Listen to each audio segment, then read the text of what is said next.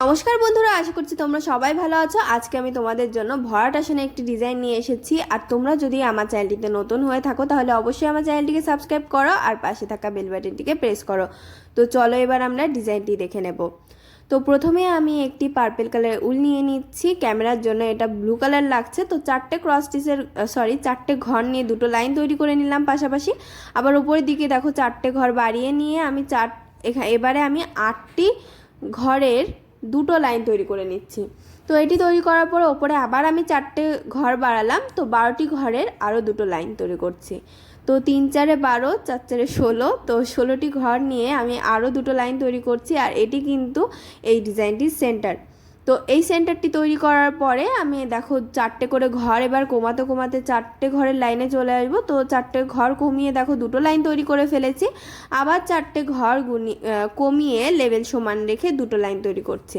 তো এখানে কিন্তু তোমরা লেভেলটি সবসময় সমান রাখবে। তো দেখো এবার আমি 4টে ঘরের দুটো লাইন তৈরি করে নিলাম।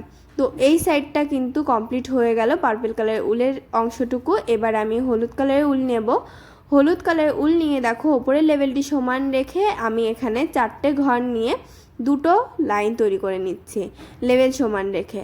আবার আমি এবারে 8টি ঘর গুনে নিয়ে দুটো লাইন তৈরি করে নিচ্ছি। আর এখানে কিন্তু প্রতি ক্ষেত্রে আমি ওপরের দিকে 4টে করে ঘর বাড়িয়ে নিচ্ছি। এবারে দেখো 12টি ঘর নিয়ে আমি তৈরি করে ফেললাম। এবার 16টি ঘর নিয়ে দুটো লাইন তৈরি করব। তো আমি আবার কিন্তু এই হলুদ রঙের যেটুকু অংশ আমি করছি তার সেন্টারে চলে এসেছি। তো দেখো এবারে আমি আরেকটি লাইন তৈরি করে নেব, তাহলে এটুকু অংশ কমপ্লিট হয়ে যাবে। এবারে আমি ওপরে লেভেল কিন্তু সমান রাখছি, দেখতেই পাচ্ছ। এবারে আমি 4টে করে ঘর কমাবো। তো 4টে ঘর কমিয়ে দুটো লাইন তৈরি করব প্রথমে। এবারে তারপরে আবার সেমভাবে 4টে ঘর কমিয়ে করব। তো সেক্ষেত্রে 8টি ঘরের লাইন হবে দুটো। তো দেখো 8টি ঘরের দুটো লাইন তৈরি করে ফেললাম। এবার আমি 4টে ঘরের আরও দুটো লাইন তৈরি করে ফেলবো উপরের দিকে 4টে ঘর কমিয়ে, এবার নিচের দিকে 4টে ঘর কমিয়ে। তো এটুকু কমপ্লিট করার পরে এবারে আমি পিঙ্ক কালার উল নিয়ে নেব। সেলাইটি কিন্তু খুবই সোজা, তোমরা খুব সহজে তৈরি করতে পারবে। আর উলও কম লাগবে। ক্রস স্টিচের ক্ষেত্রে ক্রস চিহ্ন তৈরি করার ক্ষেত্রে ডাবল উল লেগে যায়। আর এখানে কিন্তু একটু একটু করে লাইন যেহেতু তৈরি করছি, তো উল কিন্তু কম লাগার কথা। তো দেখো এক্ষেত্রে আমি 12টি ঘরের দুটো লাইন তৈরি করে ফেলেছি। এবার আমি 16টি ঘরের দুটো লাইন তৈরি করব।